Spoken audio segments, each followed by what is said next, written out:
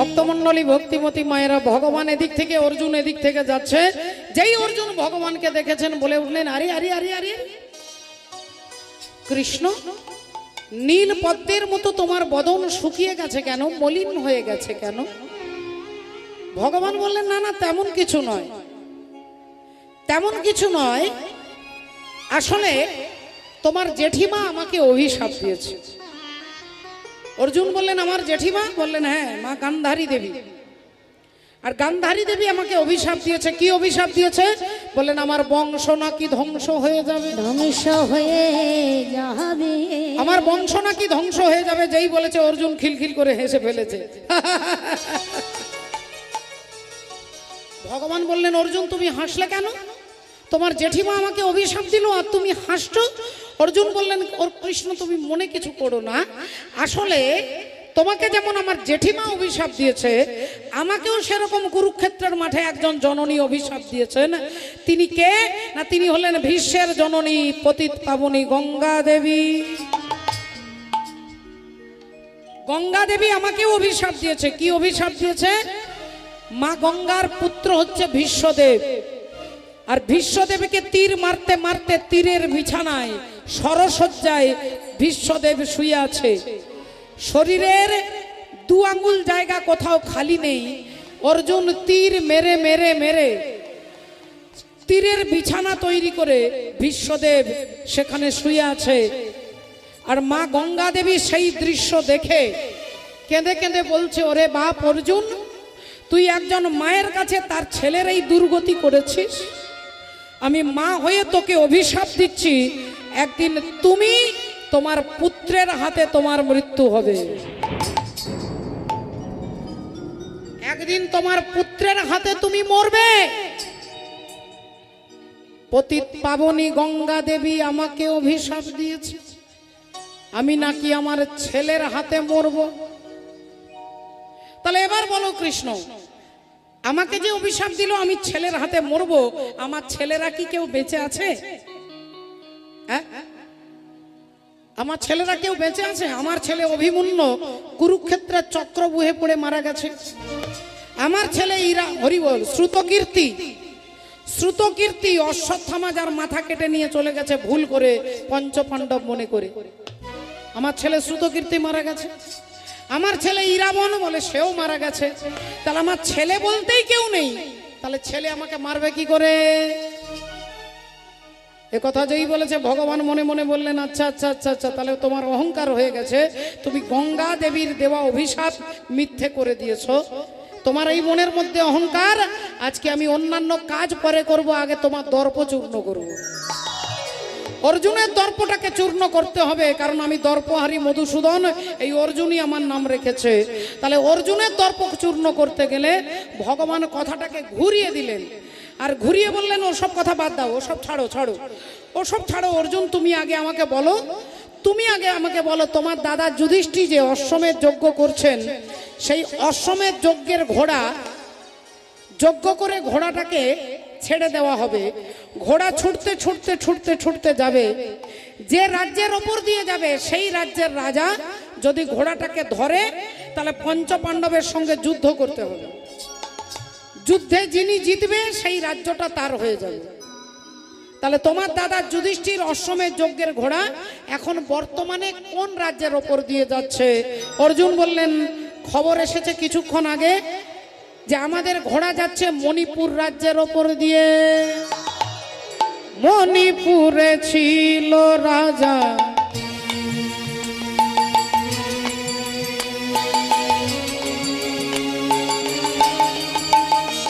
হে মণিপুরে ছিল রাজা,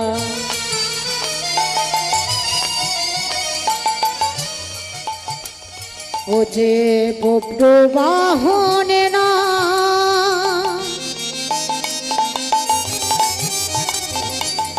অগ বব্রু বাহনে না,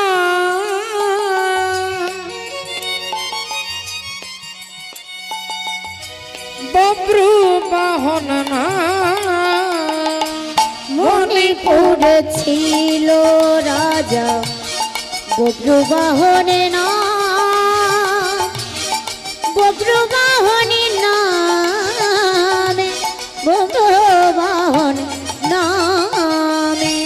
ওগো ধর্মে কর্মে ছিল মতি,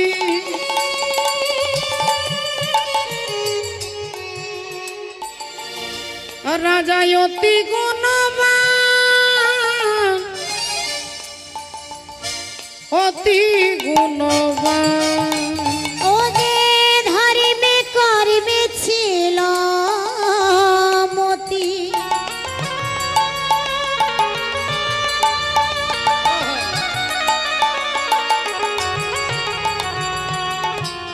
অতি গুণবান, অতি গুণবান। হে মণিপুরে ছিল রাজা বব্রবাহনে নাম, বব্রবাহনে নামে, বব্রবাহন নামে।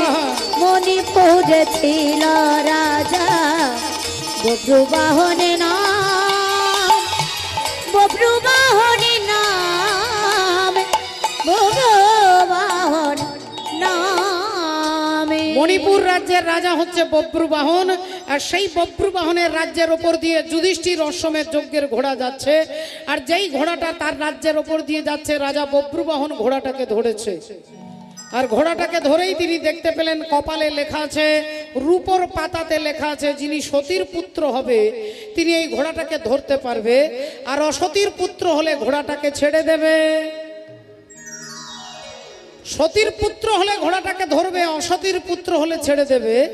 এটা দেখতে পেয়েই রাজা বব্রুবাহন ঘোড়াটাকে ধরে তার মায়ের কাছে নিয়ে আসছে, মাকে দেখানোর জন্য।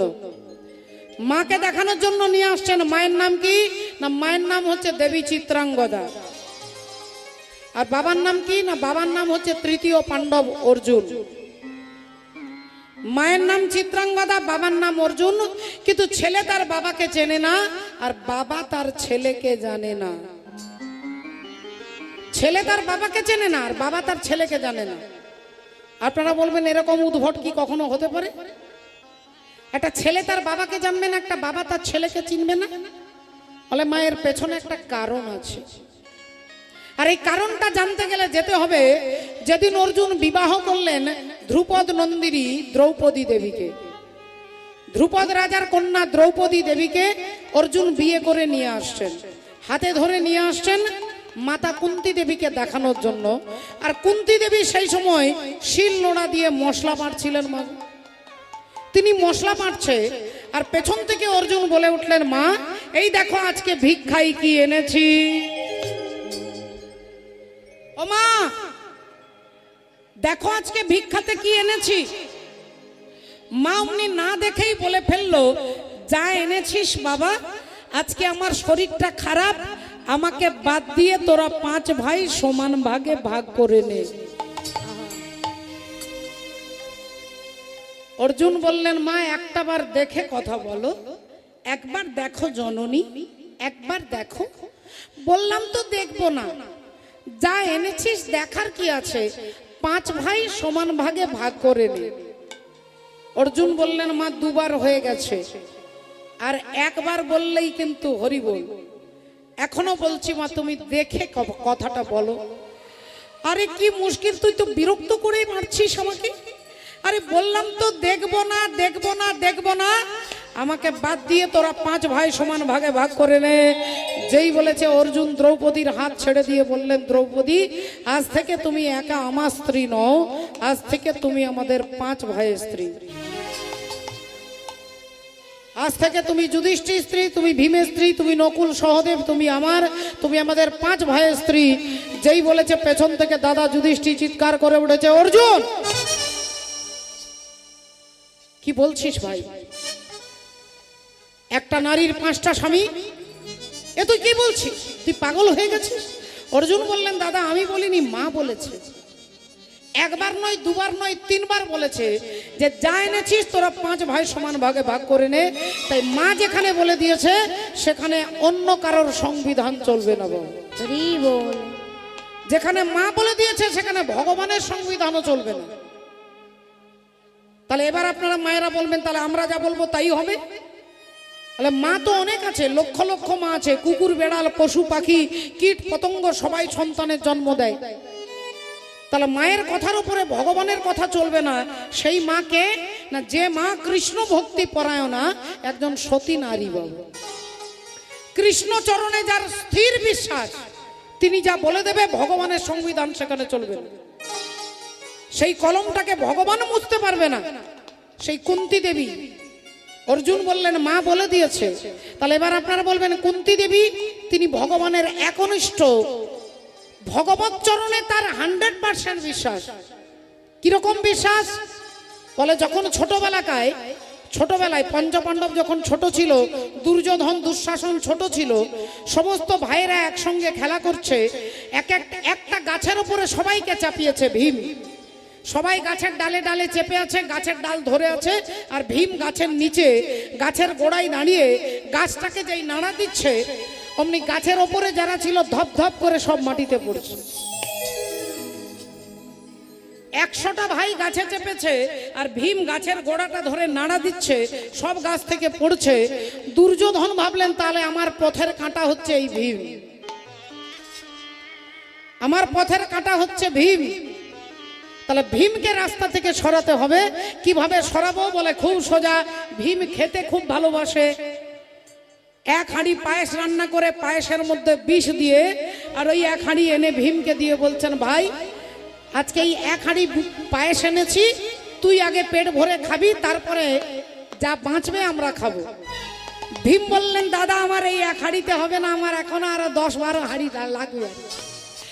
দুর্যোধন বললেন তুই খা, তুই যতটা খাবি তারপরে আমরা খাবো। এখন ভীম 1 হাঁড়ি বিষ পায়েস খেয়ে ফেলেছে, আর খেয়ে যেই তিনি অজ্ঞান হয়ে গেছে, দুর্যোধন দুঃশাসন ওই ভীমকে ধরে গঙ্গার জলে ফেলে দিয়েছে। আর যেই জলে ফেলে দিয়েছে, ভীম সোজা জলের তলায় যেতে যেতে যেতে যেতে এই পৃথিবীর নিচে আছে নাগলোক, নাগলোকে চলে গেছে, যেখানে শুধু সাপ। এখন সাপেরা দেখছে যে পৃথিবী থেকে একটা ছেলে এসেছে, রেগে গিয়ে সাপেরা ছোবল মারছে। আর সাপ যত ছোবল মারছে, আপনারা মায়েরা বলুন, ভীম বিষ খেয়ে আছে, পেটের মধ্যে বিষ, আর সাপ যখন ছোবল মারবে কি হবে মা? বিষে বিষে বিষক্ষয়। যেই ছোবল মারছে তার বিষ চলে যাচ্ছে, ক্ষয় হয়ে যাচ্ছে। যত সাপেরা ছোবল মারছে তত ভীম সুস্থ হয়ে যাচ্ছে। আর তিনি যখন সুস্থ হয়ে গেছে, তখন এবার সাপেদের মুন্ডুগুলো ধরছে আর ছিঁড়ে ছিঁড়ে ফেলছে। সমস্ত সাপেরা ছুটেছে রাজার কাছে, বাসুকি রাগের কাছে। মহারাজ পৃথিবী থেকে একটা ছেলে এসেছে, বাচ্চা ছেলে, আমাদের সবাইকে মেরে শেষ করে দিচ্ছে। বাসুকি নাগ এসে ভীমের কাছে দাঁড়িয়েছে, এই যে ছেলে, কি নাম তোমার? আগে আমার নাম ভীম। তোমার বাবার নাম?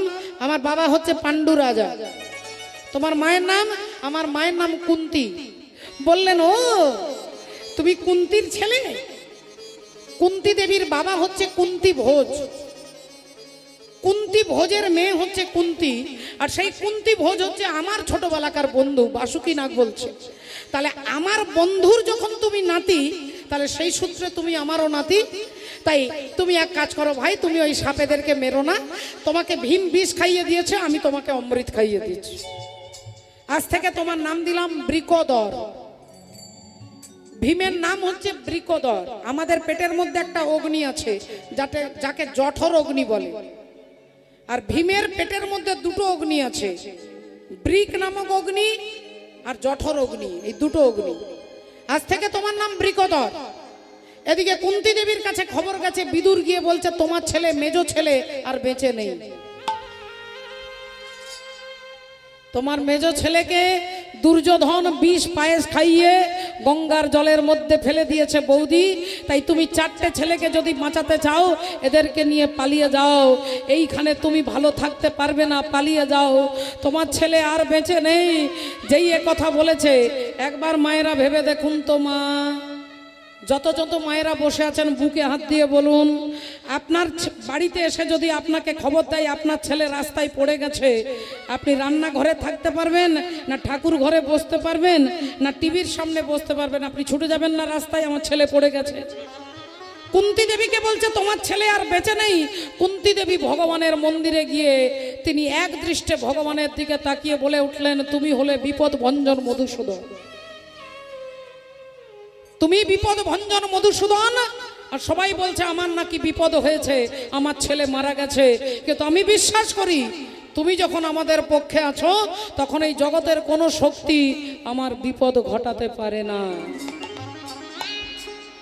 জগতের কোনো শক্তি আমাকে বিপদ ঘটাতে পারে না। স্থির বিশ্বাসে ওর মা কুন্তী দেবী, এক ফোঁটা তার চোখে জল নেই, তার মনের মধ্যে এতটুকু টেনশন নেই, চিন্তা নেই।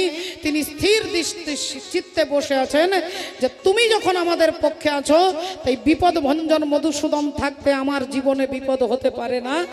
এদিকে জলের তলায় ভীম বলছে, আমি আমার মায়ের কাছে যাব, আমার মায়ের কাছে যাব। বাসুকি নাগ বলছে, বাবা ভীম তুমি এখানে একটু ঘুমিয়ে পড়ো।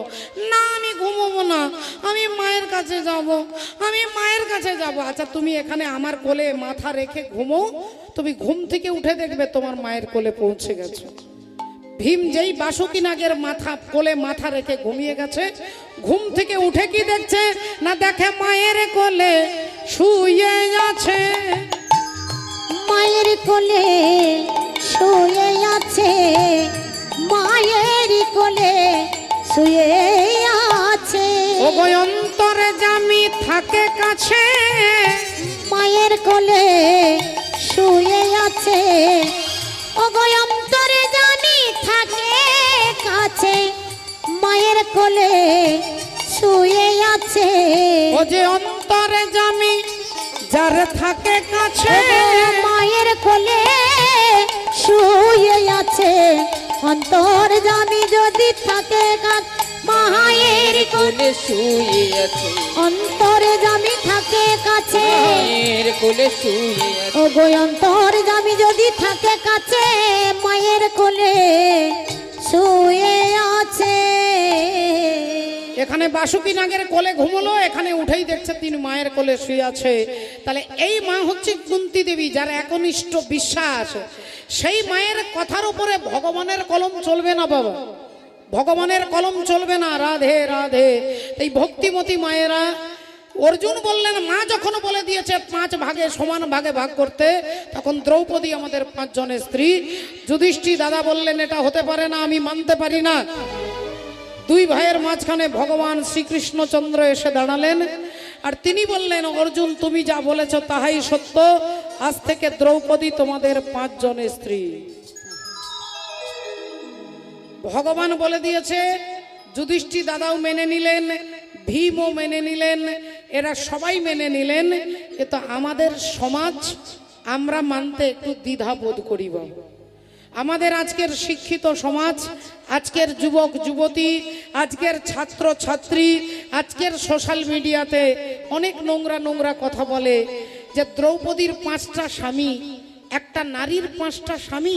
হাসাহাসি করে, ফুর্তি করে, টোন কাটে। হরি বল, রাধে রাধে। আমাদেরই ধর্মের মানুষ আমাদের ধর্মকে নিয়ে ছিনিমিনি খেলে, হাসে।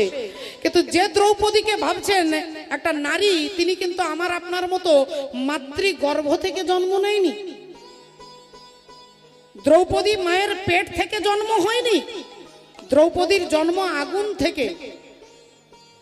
আগুন থেকে তিনি উৎপত্তি, বলে তার নামই হচ্ছে যাজ্ঞসেনী। যজ্ঞের আগুন থেকে তিনি সৃষ্টি হয়েছে। তাহলে যে নারী আগুন থেকে সৃষ্টি হয়, তিনি আমার আপনার মতো সামান্য ন্যাচারাল এরকম নারী নয়। তাহলে তার 5টা স্বামী, আর সেই 5টা স্বামী বললেই হাসি পায়। কিন্তু সেই 5টা স্বামী আপনাদেরও আছে, আপনাদেরও আছে, আপনাদেরও আছে, আমাদেরও আছে। আর সেই 5টা স্বামী কে? এই 5 ভাই হচ্ছে 5টা তন্মাত্রের প্রতীক। ভারতবর্ষের প্রতীক হচ্ছে ভারতবর্ষের পতাকা। যদি বিশ্লেষণ করেন তাহলে দেখবেন ওটা একটা সিনথেটিকের কাপড়, সবুজ রং, সাদা রং, গেরুয়া রং, মাঝখানে অশোক চক্র। ওই পতাকায় যদি কেউ পা তুলে দেন তাকে রাধে রাধে, তাকে থানায় গিয়ে এফআইআর করবে, তাকে থানাতে থাকতে হবে। সেই ভারতবর্ষের পতাকার যদি এত মর্যাদা থাকে, ওটা একটা ভারতের প্রতীক যদি হয়, তাহলে সেই 5 তন্মাত্রের প্রতীক হচ্ছে যুধিষ্ঠির, ভীম, অর্জুন, নকুল, সহদেব। যুধিষ্ঠির হচ্ছে ক্ষিতি, ক্ষিতি মানে মাটি। অর্জুন হচ্ছে অপ, অপ মানে জল। মরুত হচ্ছে ভীম, ভীম মানে পবন পুত্র, পবন মানে নিঃশ্বাস, অক্সিজেন। ভীম হচ্ছে সেই মরুত। বোম হচ্ছে নকুল, তেজ হচ্ছে সহদেব। ক্ষিতি, অপ, তেজ, মরুত, বোম, এই পাঁচটা ভূত দিয়ে তো আমাদের দেহটা তৈরি হয়েছে মা। এটাকে পঞ্চভৌতিক দেহ বলে, পঞ্চায়েতি ধর্মশালা। এটা পঞ্চভৌতিক দেহ। এর মধ্যে ক্ষিতি আছে, অপ আছে, মরুত আছে, বোম আছে। তাহলে পাঁচটা ভূত দিয়ে আমাদের দেহ তৈরি। তাহলে এই দেহটাকেই তো আমি বলি চৈতালি। একে বিশ্লেষণ করলে মাটি, আগুন, জল এগুলো পাওয়া যাবে। তাহলে এই পাঁচটাকে একত্রিত করলে তবে গিয়ে বলছে আমি চৈতালি। তাহলে আমি চৈতালি, আমি এই বুকে হাত দিয়ে বলছি। তাহলে এই পাঁচটা শুধু স্বামী দ্রৌপদীর নয়, আপনাদেরও আছে, আমারও আছে। রাধে রাধে। ও যে বিন্দু রূপে ছিলে তুমি পিতার মস্তকে, পিতার মস্তকে। সবাই বলেন আমি নাকি মায়ের পেট থেকে জন্ম নিয়েছি, আমরা নাকি মায়ের গর্ভে ছিলাম। না, আগে বাবার কাছে ছিলাম। আগে বাবার কাছে ছিলাম, তারপরে মায়ের কাছে এসেছি। বাবার কোথায় ছিলাম? বাবার ছিলাম পিটুইটারি গ্রন্থে, এখানে। হরি বল। বিন্দু রূপে ছিলে তুমি পিতার মস্তকে,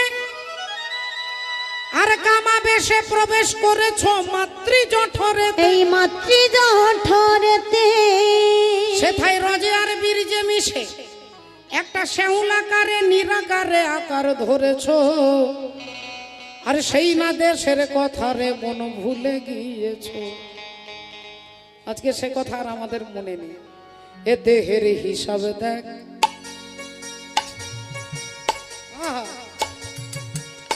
দেহের হিসাব দেখ, দেখ রে হিসাব দেখ, দেহের হিসাব দেখ, দেখ রে মানব জমিনে। দেহের হিসাব দেখ, দেহের হিসাব দেখ, দেখ যে মানব জমিনে।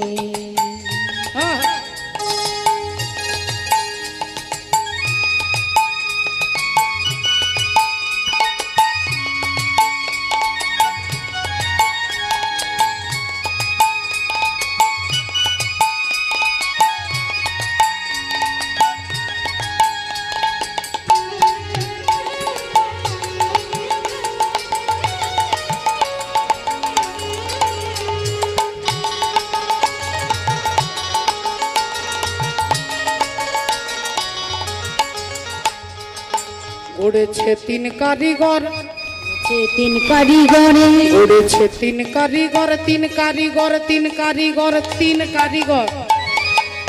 এই দেহটাকে তৈরি করেছে তিনজন কারিগর। কে কে তিনজন? মা বাবা ঈশ্বর, মা বাবা ঈশ্বর, মা বাবা ঈশ্বর, মা বাবা ঈশ্বর, মা বাবা ঈশ্বর। গড়েছে তিন কারিগর মিলে শহর টানা দিয়ে তিন গুণে। দেহের হিসাব দেখ, দেহের হিসাব দেখি দেখি রে মানব জমিনে। দেহের হিসাব দেখ, দেখি রে মানব জমিনে।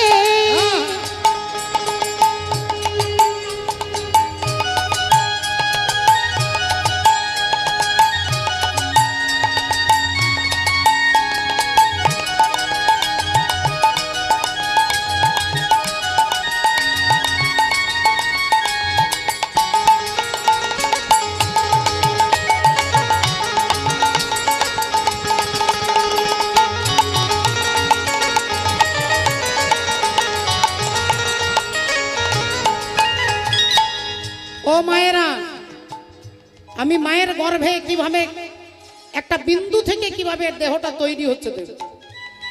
একে মিলে অনুজয়, দুইয়ে মিলে গর্ভের ওই জনমিল জননীর গর্ভে। রক্ত সাদা দুই রং ত্রিবেণী ওঠে তরং, জড় হলো জঠরের মাঝে। 2 মাসে দধি ভাসে মলমূত্রের পাশে বইসে রজে বীর্যে জঠরের সন্তান। দিনে দিনে বাড়ে লতা যেন কমলের পাতা, কিছুমাত্র পুতুলির আকাশ।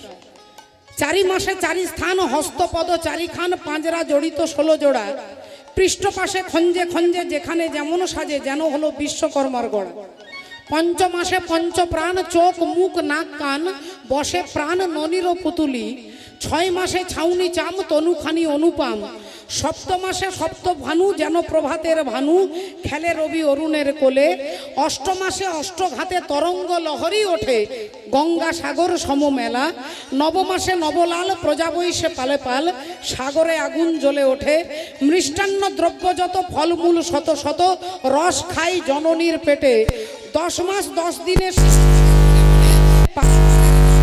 সন্ধান, বলে কবে ভবে এলাম, মায়া জালে বন্দি হলাম, পড়ে গেলাম মাকড় সারো ফাঁদে, হেরিয়া জীবেরও দুঃখ, অন্তরে না পাই সুখ, কাঁদে দিন নরোত্তম দাসে। হরি হরি বল।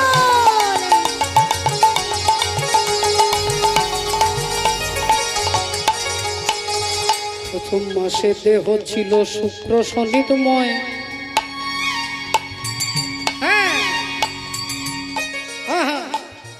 দুই মাসে খড় পুড়া অস্থির উদয়, 2 মাসের খড়ে কুড়ার অস্থির উদয়, 2 মাসের খড়ে কুড়ার অস্থির উদয়। আমার তিনেতে তৃতীয় মস্তক জন্মায়, 4 মাসে তৈরি হলো হস্তপদ প্রায়।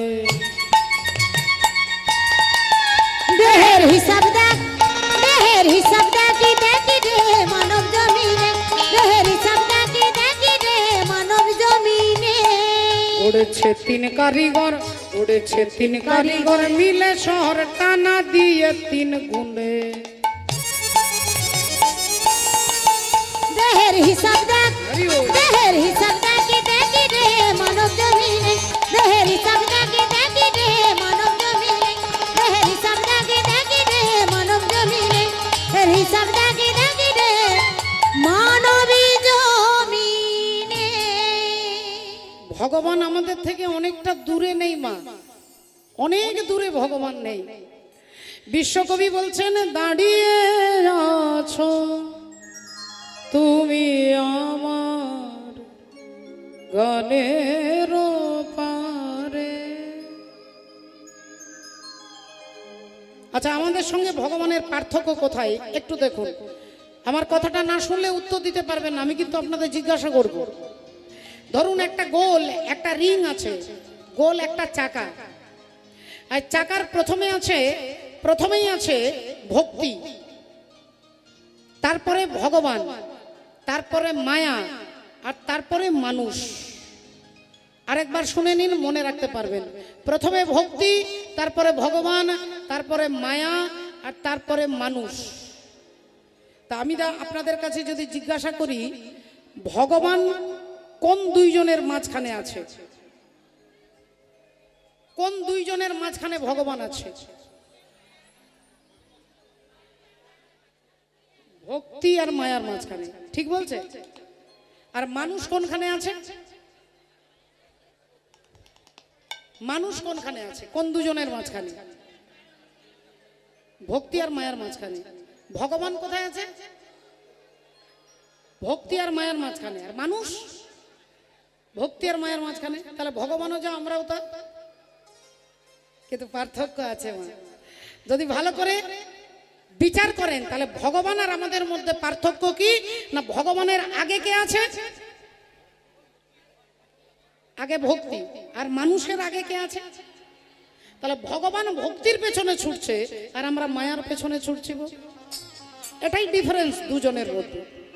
আমরা মায়ার পেছনে ছুটছি, ছেলে চাই, মেয়ে চাই, টাকা চাই, গাড়ি চাই, জমি চাই, এটা চাই, ওটা চাই, এটা চাই, আমরা তার জন্য মায়াবদ্ধ জীব, আমরা মায়ার পেছনে ছুটছি। আর ভগবান ভক্তির পেছনে ছুটছে। তাহলে যদি মুখটাকে আমরা ঘুরিয়ে নিই, এতক্ষণ মায়ার দিকে মুখটা ছিল, এই মুখটাকে যদি ভক্তির দিকে করে দিই তাহলে শুধু মুখটা ঘোরাতে হবে। আর ঘোরাতে গেলে কি দরকার না, ঘোরাতে গেলে একমাত্র ভগবানের নাম দরকার। রাধে আমার ধন রাধা, শ্রী রাধা, শ্রী রাধা, হরি বল। শ্রী রাধা আমার ধন রাধা, শ্রী রাধা, শ্রী রাধা আমার ধন রাধা, শ্রী রাধা, শ্রী রাধা। জীবনের ধন রাধা, রাধা, রাধা, রাধা, রাধা, জীবন ধন রাধা, রাধা, রাধা, রাধা, রাধা আমার ধন রাধা, শ্রী রাধা, শ্রী রাধা, আমার ধন রাধা, শ্রী রাধা, শ্রী রাধা আমার ধন রাধা, श्री राधा श्री राधा। इन लोगन से न्यारी और राधा रानी हमारी, तीनों लोगों से न्यारी और राधा रानी हमारी। रानी हमारी महारानी हमारी, रानी हमारी राधा रानी हमारी। रानी हमारी महारानी हमारी, रानी हमारी महारानी हमारी। ये तीन लोगन से न्यारी और राधा रानी हमारी। तीनों लोगों से न्यारी और राधा रानी हमारी।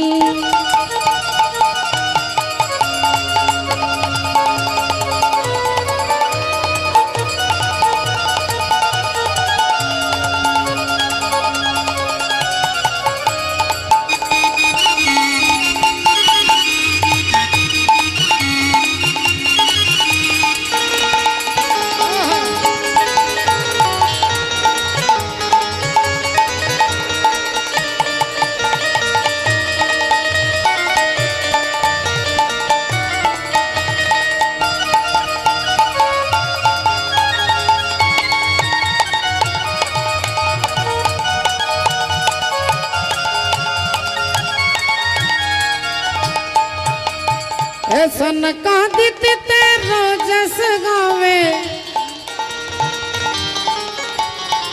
सन का दित तेरो जस गावे, और ब्रह्मा विष्णु आरती उतारे। ब्रह्मा विष्णु आरती उतारे। इंद्र लगाए बुहारी, इंद्र लगाए बुहारी और राधा रानी हमारी। तीनों लोगों से न्यारी और राधा रानी हमारी। तीनों लोगों से न्यारी और राधा रानी हमारी। राधे राधे। अरे वृंदावन में राधे राधे। मारा शुद्ध राधे राधे बोले, बोलो वृंदावन में राधे राधे। এখানে অনেক মায়েরা আছেন, মাগো আপনাদের ভোল্টেজ কিন্তু কম হচ্ছে মা, একটু জোরে বলবেন, তারপরে বাবারা বলবে, দেখে নেবো ভোল্টেজ বেশি না কম, একটু দেখে নেবো। হ্যাঁ, না না আমি এমনি বলছি না, আগে পরীক্ষা করে দেখে নেবো, তারপরে রেজাল্ট বেরোবে। শুরু করবেন শুধু মায়েদের জন্য, বলো রাধা রানী কি। জয়।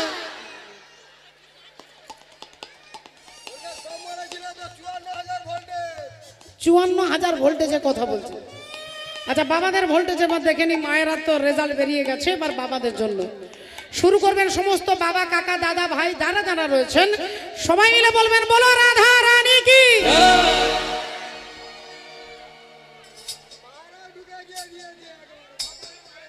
হ্যাঁ, রাধে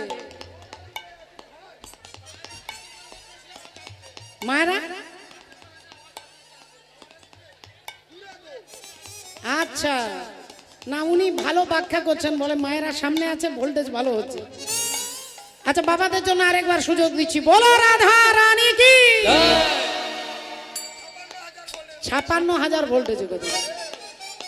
হ্যাঁ, রাধে बोलो वृंदावन में राधे राधे, गोवर्धन में राधे राधे, गोपाल गली में राधे राधे, दान गली में राधे राधे, केसी घट में राधे राधे, बंसीवट में राधे राधे, जावट तट में राधे राधे, श्यामा प्यारी राधे राधे, और राज दुलारी राधे राधे, श्यामा प्यारी राधे राधे, और राज दुलारी राधे राधे, और वृंदावन में राधे राधे, जावट तट में राधे राधे, मान गली में राधे राधे, दान गली में राधे राधे, केसी घट में राधे राधे, बंसीवट में राधे राधे, और श्यामा प्यारी राधे राधे, और राज दुलारी राधे राधे, हमारी प्यारी राधे राधे, सबकी प्यारी राधे राधे, और न्यारी न्यारी राधे राधे, और दरस दिखा दे राधे राधे, और राधे राधे राधे राधे, दरस दिखा दे राधे राधे, हमारो धन राधा श्री राधा श्री राधा, हमारो धन राधा श्री राधा श्री राधा, हमारो धन राधा श्री राधा श्री राधा हमारो धन राधा श्री राधा श्री राधा,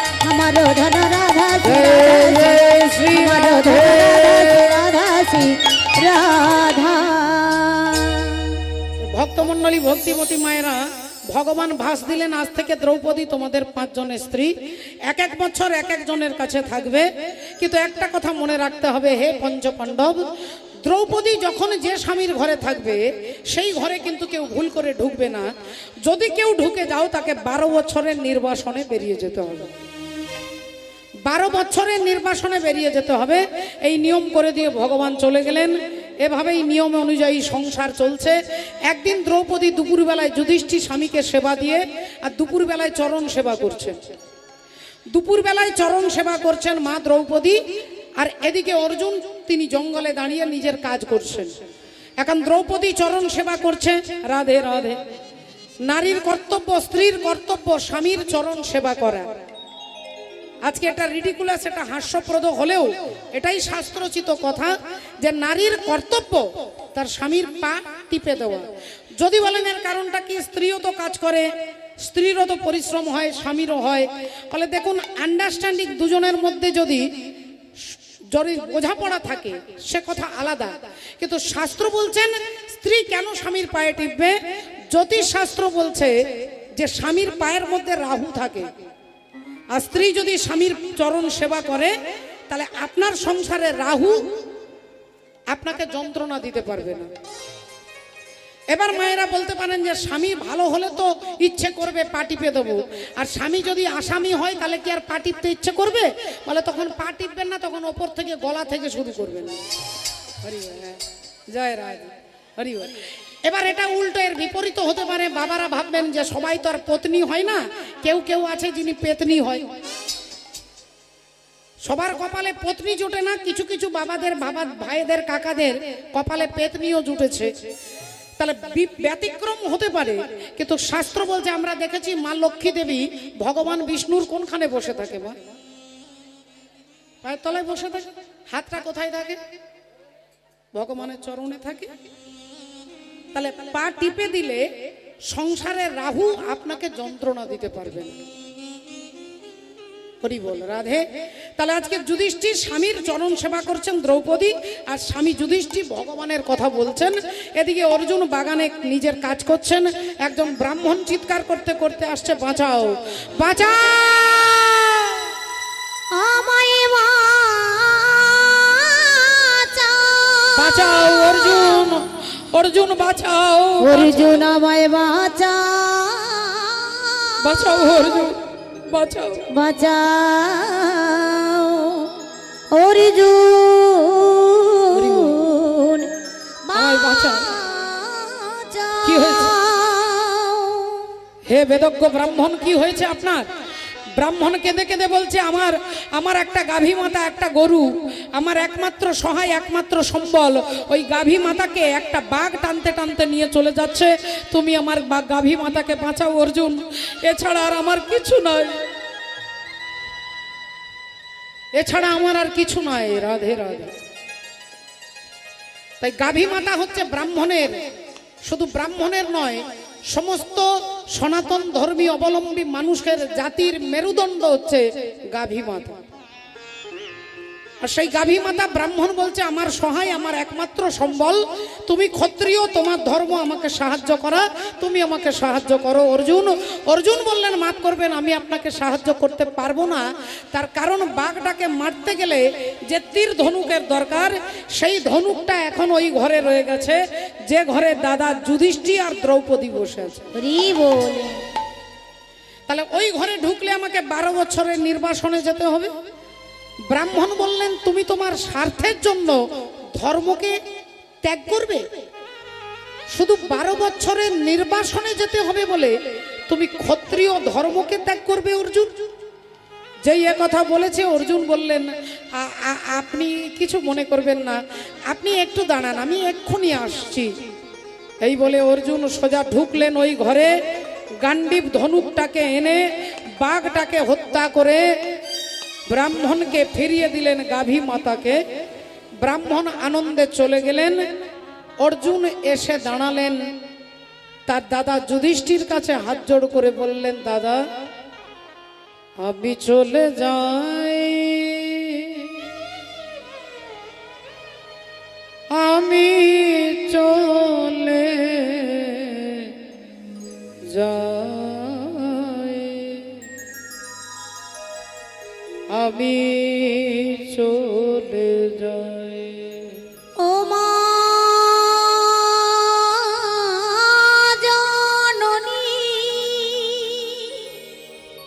বিদায়। জনম ভূমি বিদায় দাদা যুধিষ্ঠির। ও মায় আমি চলে যাই, আমি চলে যাই।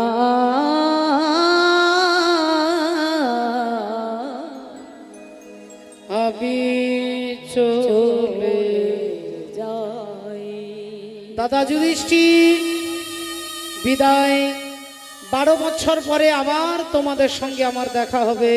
আমি চললাম দাদা। দাদা যুধিষ্ঠির বলে উঠলেন, ভাই ভাই অর্জুন, তুই যাস না ভাই, তুই যাস না। তুই কোনো অন্যায় করিসনি, তুই কোনো ভুল করিসনি, তুই যাস না ভাই, তুই যাস না। অর্জুন বললেন, দাদা আমরাই নিয়ম তৈরি করেছি, আমরাই যদি পালন না করি, যারা দেশের রক্ষক তারাই যদি ভক্ষক হয়, তাহলে রাজ্য চলবে কি করে বাবা? তাই নিয়মটা যদি আমরা পালন না করি, তাহলে দেশের জনগণ পালন করবে কি করে? তাই দাদা তুমি দুঃখ করো না, 12 বছর পরে আবার তোমার কাছে এসে আমার দেখা হবে। আমি চললাম দাদা। এই বলে অর্জুন আজকে হাঁটতে হাঁটতে বিদায় নিয়ে চলে যাচ্ছেন 12 বছরের নির্বাসনে। ভজহুরে মানা শ্রীনন্দনন্দন অভয় চরণার বৃন্দরে। ভজ রে মন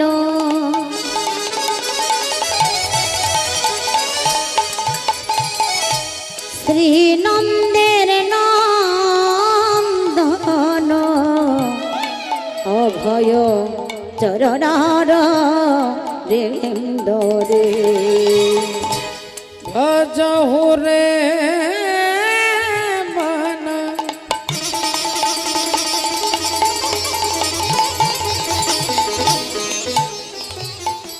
শ্রীনন্দের নন্দন অভয় চরণার বৃন্দরে। দুর্লভ মানব জনম সৎসঙ্গে। দুর্লভ মানব জনম সৎসঙ্গে। তরহ হে ভাব সিন্ধুরে। ভজহুরে মন শ্রীনন্দের নন্দন অভয় চরণার বৃন্দরে। হাঁটতে হাঁটতে অর্জুন যাচ্ছেন। সীতা আতপ বাত বারি খানা।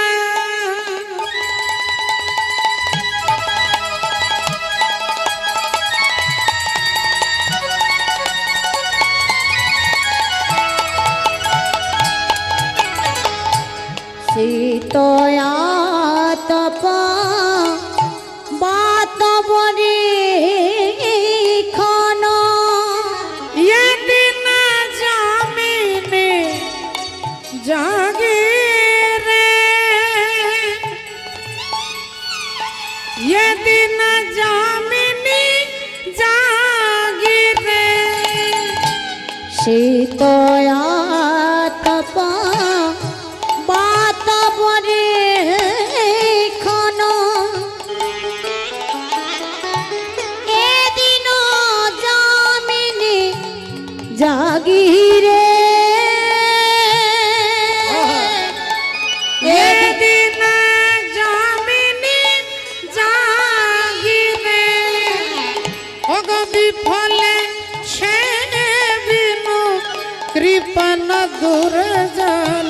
বিফলে সে বিনু কৃপণ দুর্জনে। বিফলে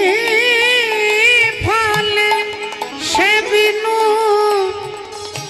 কৃপণ দুর্জন।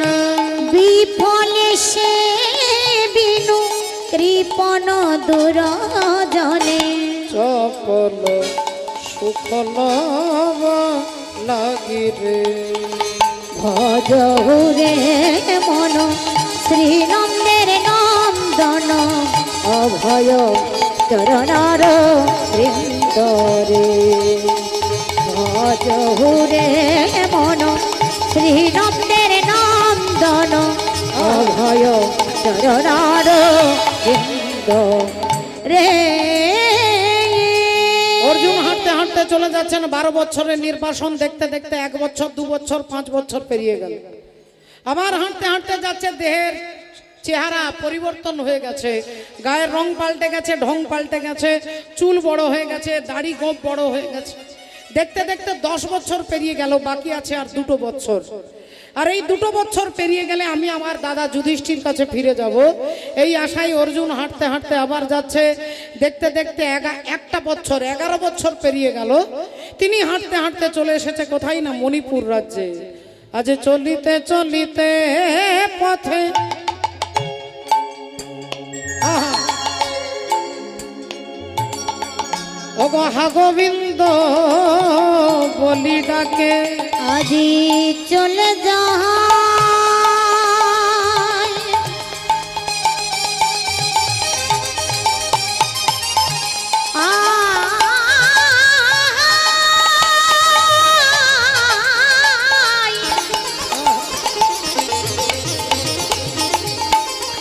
চলে যায়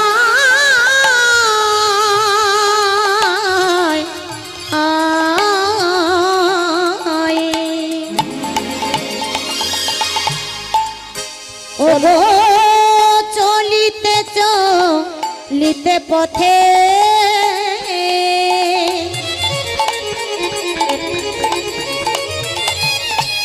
হা গোবিন্দ বলি ডাকে। বলি কথা তুমি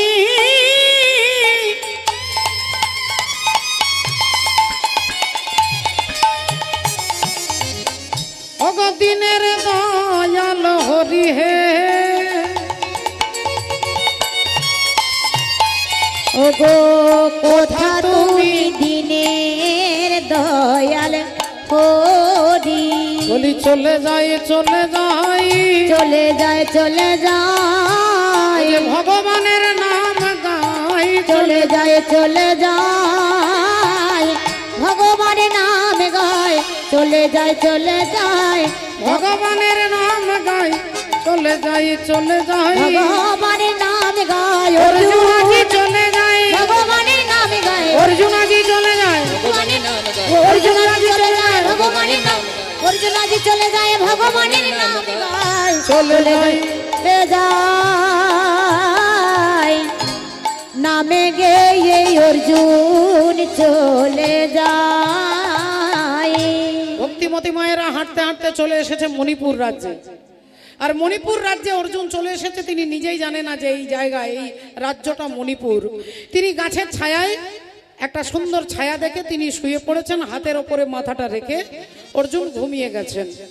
এখন তিনি ঘুমিয়ে আছেন, এদিকে মণিপুর রাজ্যের রাজা চিত্রভানু রাজা, আর সেই চিত্রভানু রাজার একমাত্র কন্যা চিত্রাঙ্গদা দেবী, তিনি রাজকুমারী হয়ে রাজপুত্র সেজে ঘুরে বেড়াতেন।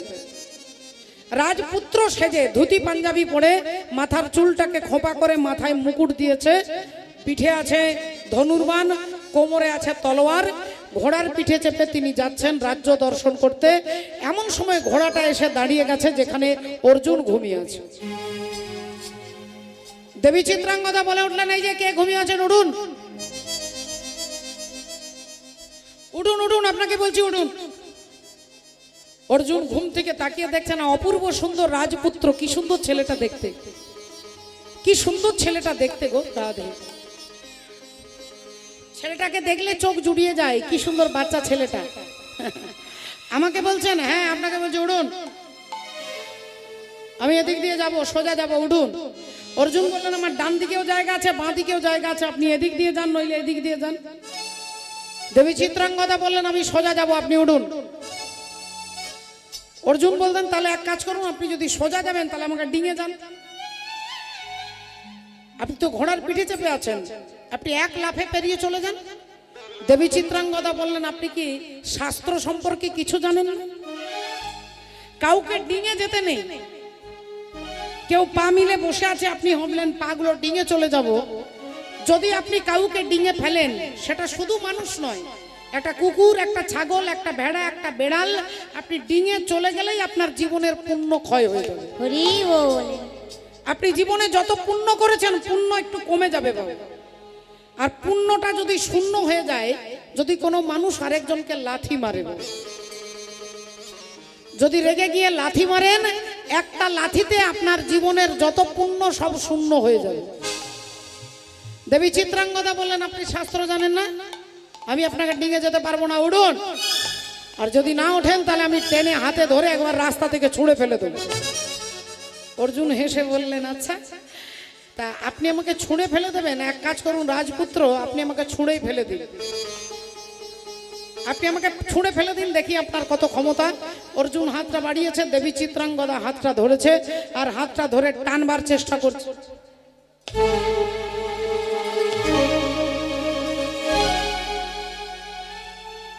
বারবার চেষ্টা করছে, এক চুল নড়াতে পারছে না, এক চুল অর্জুনকে নড়াতে পারছেন না। এবার অর্জুন কি করেছে, হালকা করে চিত্রাঙ্গদা দেবীকে টান দিয়েছে। আর যেই টান দিয়েছে, চিত্রাঙ্গদা অর্জুনের পায়ে হুমড়ি খেয়ে পড়েছে। আর যেই হুমড়ি খেয়ে পড়েছে, মাথার মুকুটটা খুলে পড়ে গেছে, চুলগুলো লম্বা লম্বা, কালো কালো কুঞ্চিত কেশ, সুন্দর এক গাছা চুল, পিঠের মধ্যে টানা টানা চোখ। অর্জুন ভেবেছিলেন রাজপুত্র, চমকে গেলেন রাজকুমারী দেখে। দেবী চিত্রাঙ্গদা বলে উঠলেন, আপনি কে? আপনার এত বড় সাহস, আপনার উদ্ধততা দেখে আমি অবাক হয়ে যাচ্ছি। আপনি কে? অর্জুন বললেন, আগে আপনি বলুন, আপনি কে? আপনি রাজপুত্র সেজে রাজকুমারী ঘুরে বেড়ান, কে আপনি? আমি চিত্রভানু রাজার কন্যা চিত্রাঙ্গদা। এবার আপনি বলুন, আপনি কে? না, আমি হলাম তৃতীয় পাণ্ডব অর্জুন। চিত্রাঙ্গদা চমকে উঠেছে। বধূ কোন আলো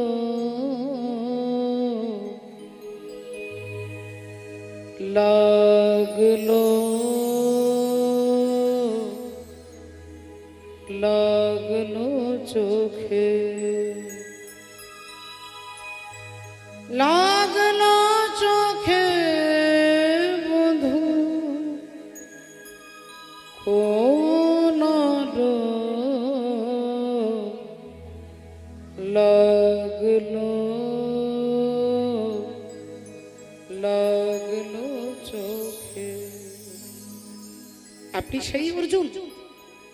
আপনি সেই অর্জুন যে অর্জুনের কথা আমি আমার ছোটবেলা থেকে মায়ের মুখে শুনেছি, আমার বাবার কাছে শুনেছি, আমার দাদুর কাছে শুনেছি, আমার ঠাকুমা জেঠিমা, আমার আত্মীয় পরিজনের কাছে আমি ছোটবেলা থেকে আপনার গল্প শুনতে শুনতে আমি আপনার গল্প শুনে ঘুমিয়েছি, ঘুম থেকে উঠে আপনার গল্প শুনেছি। আপনি যদি সেই অর্জুন হন, তাহলে একটা কথা শুনুন। আপনি কিছুক্ষণ আগে বললেন যে আমি রাজকুমারী হয়ে কেন রাজপুত্র সেজে ঘুরে বেড়াই, তার কারণটাই হচ্ছে আপনি। কারণ আমি অর্জুন ছাড়া কাউকে বিবাহ করব না। হরি বল। আমি অর্জুন ছাড়া কাউকে বিয়ে করব না, তাই আমি কন্যা হয়েও রাজপুত্র সেজে ঘুরে বেরিয়েছি। আর আপনি যদি সেই অর্জুন হন, তাহলে আমি নিজেকে আপনার চরণে সঁপে দিলাম। গান্ধর্ব মতে অর্জুনের সঙ্গে চিত্রাঙ্গদা দেবীর বিয়ে হয়ে গেল। বিবাহ হয়ে গেল 11 বছর 1 মাস, 11 বছর 4 মাস, 11 বছর 5 মাস, দেখতে দেখতে 11 বছর 6 মাস পেরিয়ে গেল। তাহলে বাকি আছে 7 মাস। 11 বছর 7 মাস যখন বিবাহ যখন 7 মাস হয়ে গেল, অর্জুন গুনে গুনে হিসেব করে দেখছে বাকি আছে 5 মাস। আর এই 5 মাস হয়ে গেলে 12 বছর হয়ে যাবে। তাহলে এই 5টা মাস আমাকে হেঁটে হেঁটে যেতে হবে দাদার কাছে। তাহলে এই আগামীকাল ভোরবেলায় আমি চিত্রাঙ্গদাকে জানিয়ে দিয়ে বেরিয়ে যাব।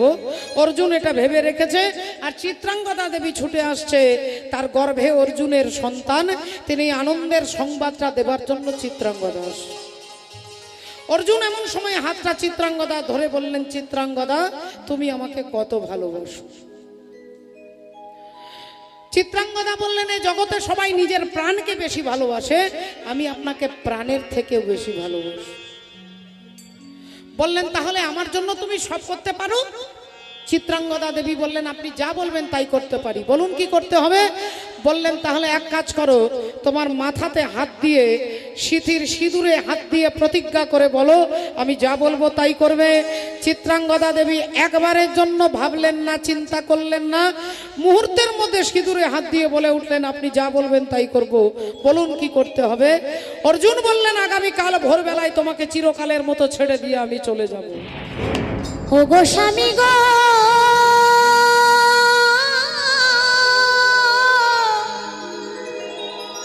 না না এ হতে পারে না, এ হতে পারে না, এ হতে পারে না।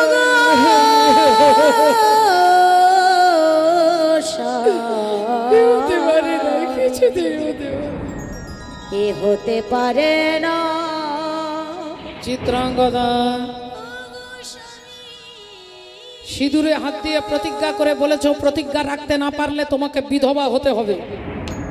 না স্বামী না, আমি আমি চাই না স্বামী, আমি চাই না, আমি আপনার মৃত্যু চাই না স্বামী। আরেকটা কথা চিত্রাঙ্গদা, আমি যে তোমার স্বামী এ কথা তুমি কাউকে বলতে পারবে না।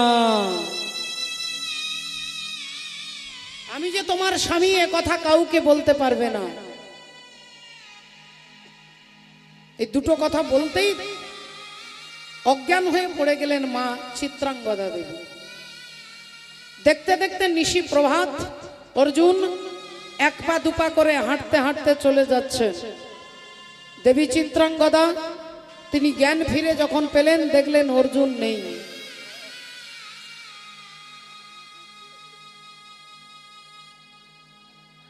আমার মনের মতো হয়ে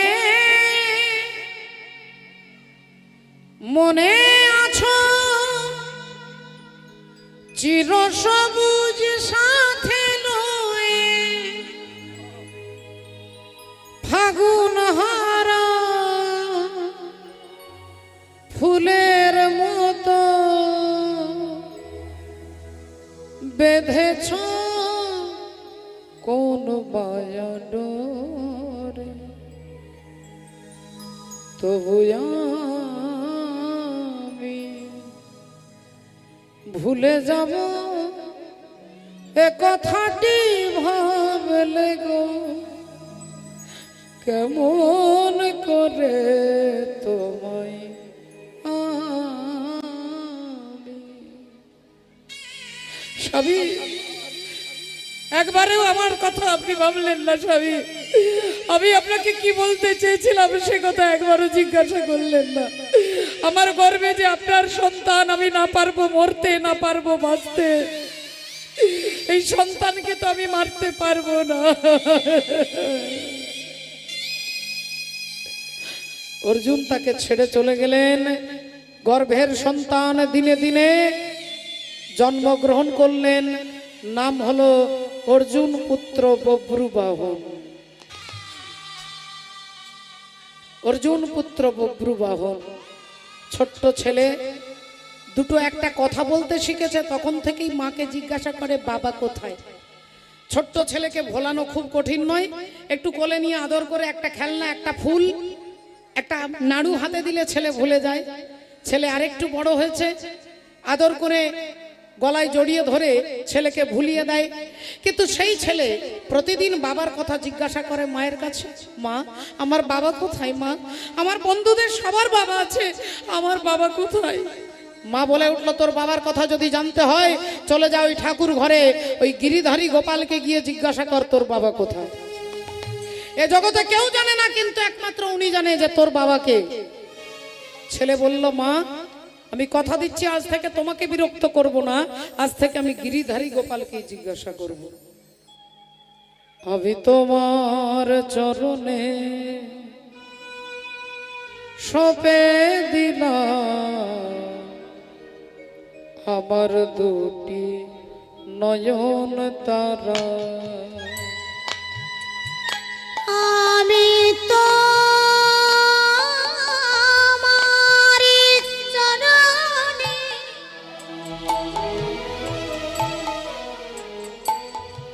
আমি সবে দিলাম আমার দুটি নয়ন তারা আমি তোমার চরণে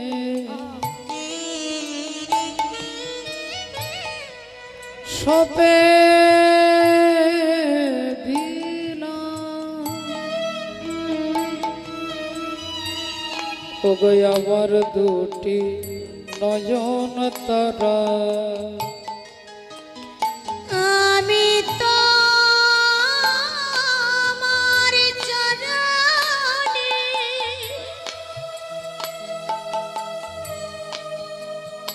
আমি সবে দিলাম আমার দুটি নয়ন তারা ওগো আমার দুটি নয়ন তারা আমার দুটি নয়ন তারা ওগো আমার দুটি নয়ন তারা আমার দুটি নয়ন তারা আমি তোমার চরণে সবে দিলাম আমার দুটি নয়ন তারা আমি তো আমার চরণে সবে দিলাম আমার দুটি নয়ন তারা তুমি গোপীনাথ নাম ধরেছ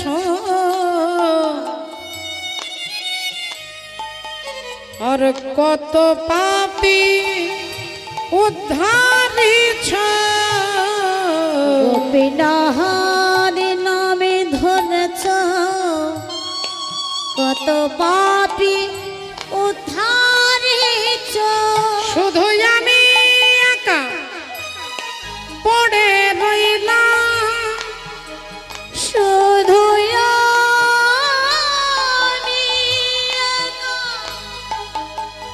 পড়ে রইলাম আমায় দয়া করো চিত চোরা আমার দুটি নয়ন তারা আমার চরণে হরি বল। আমি সবে দিলাম আমার দুটি নয়ন তারা আমার দুটি নয়ন তারা আমার দুটি নয়ন তারা মাননীয় ভক্তমণ্ডলী ভক্তিমতী মায়েরা, সেই ছোট্ট বব্রুবাহন আর ছোট নেই, বড় হয়ে গেছে, মণিপুর রাজ্যের রাজা হয়েছে। আর সেই মণিপুর রাজ্যের রাজা বব্রুবাহন, যার রাজ্যের ওপর দিয়ে যুধিষ্ঠির অশ্বমেধ যজ্ঞের ঘোড়া যাচ্ছিল, সেই ঘোড়াটাকে ধরে তার মাকে দেখানোর জন্য নিয়ে আসছেন। মায়ের নাম চিত্রাঙ্গদা, বাবার নাম অর্জুন। কিন্তু ছেলে তার বাবাকে এই জন্য চেনে না, আর বাবা তার ছেলেকে এই জন্য জানে না। কারণটা আপনারা শুনলেন। মাকে চিৎকার করে ডাকছে, মা দেখবে এসো। মা ছুটে বেরিয়ে এসেছে, এসে দেখছেন আরে একটা সুন্দর যজ্ঞের ঘোড়া ধরেছে আমার ছেলে। খুব ভালো করেছিস বাবা, খুব ভালো করেছিস, তুই আমার বীর পুত্র, তুই আমার বীর, তুই আমার মহান পুত্র, তাই এই ঘোড়াটা ধরেছিস, খুব ভালো করেছিস। তা হ্যাঁ রে বাবা, ঘোড়াটাকে তো ধরেছিস, কিন্তু যজ্ঞটা কারা করছে এটাও তো জানতে হবে। বললেন মা এটা তো জানি না কারা যজ্ঞ করছে, তবে ঘোড়াটা ধরেছি। ঘোড়াটার গলায় একটা সুতো বাঁধা আছে, তাতে একটা তামার পাতা আছে। তামার পাতাতে যারা যজ্ঞ করছে তাদের নামগুলো লেখা আছে মা। তা দেখতো বাবা, দেখতো ভালো করে পড়ে দেখতো কারা যজ্ঞ করছে। অমনি বব্রুবাহন পাতাটা হাতে নিয়ে প্রথমেই উচ্চারণ করছে ধর্মপুত্র যুধিষ্ঠির। তারপরে লেখা আছে দ্বিতীয় পাণ্ডব ভীম, আর তারপরে লেখা আছে তৃতীয় পাণ্ডব অর্জুন। আর যেই বলেছে অর্জুন, অমনি দেবী চিত্রাঙ্গদা চিৎকার করে উঠেছে, ওরে পুত্র মোর, ওরে বাপ বব্রুবাহন, ওই ঘোড়াটাকে ছেড়ে দে বাবা, তুই ছেড়ে দে, ওই ঘোড়াটাকে ছেড়ে দে, ছেড়ে দে। তোর বাবা আমাদের ছেড়ে চলে গেছে, তুই যদি চলে যাস আমি কাকে নিয়ে থাকবো বাবা, তুই ছেড়ে দে, ছেড়ে দে। ছেলে বলল, মা ঘোড়াটা ধরবো না ছাড়বো সেটা পরের কথা, আগে তুমি আমাকে বলো মা। আমি লক্ষ্য করলাম, আমি যুধিষ্ঠির নাম বললাম তুমি চুপ করে শুনলে, আমি ভীমের নাম বললাম তাও তুমি শুনলে, আমি অর্জুনের নাম বলতেই তুমি কেঁপে উঠলে কেন? আমি অর্জুনের নাম বলতে তোমার চোখগুলো ছলছল করছে কেন?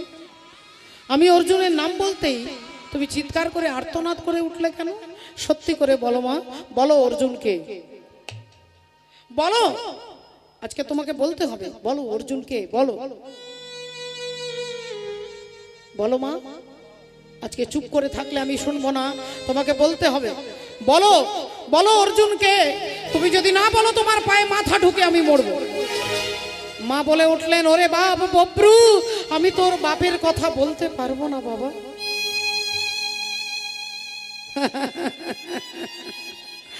মাগো ঠাকুর ঘরে কেন, আমি তো কলা খাইনি। আমি বললাম অর্জুনকে, তুমি বলছো তোর বাপের কথা বলতে পারবো না, তাহলে অর্জুন কি আমার বাবা? অর্জুন কি আমার পিতা? অর্জুন কি আমার জন্মদাতা? বলো মা। বুঝতে পেরেছি জননী, ছোটবেলা থেকে তোমাকে প্রশ্ন করে আসছি, আমি বুঝতে পেরেছি তোমার ভেতরে কোনো অব্যক্ত বেদনা রয়েছে, তাই তুমি বলতে পারছো না মা। তাহলে আমিও প্রতিজ্ঞা করছি, অর্জুন যদি তোমার স্বামী হয়, আমার বাবা হয়, আমি তোমার স্বামীকে তোমার পাশে দাঁড় করিয়ে দেব, আমি তোমার স্বামীকে তোমার পাশে দাঁড় করিয়ে দেব। এই বলে বব্রুবাহন আজকে ছুটতে ছুটতে যাচ্ছে, আর এদিকে ভগবান শ্রীকৃষ্ণচন্দ্র অর্জুনকে বলছেন, অর্জুন তোমার দাদা অশ্বমেধ যজ্ঞের ঘোড়া মণিপুর রাজ্যের রাজা ধরেছে, তাহলে এবার যুদ্ধ করতে যেতে হবে মণিপুরে। অর্জুন চলো চলো মণিপুরে, অর্জুন চলো চলো মণিপুরে, চলো চলো মণিপুরে, অর্জুন চলো চলো মণিপুরে, চলো চলো মণিপুরে। হ্যাঁ ওই অশ্বমেধ যজ্ঞের অর্জুন চলো যাই,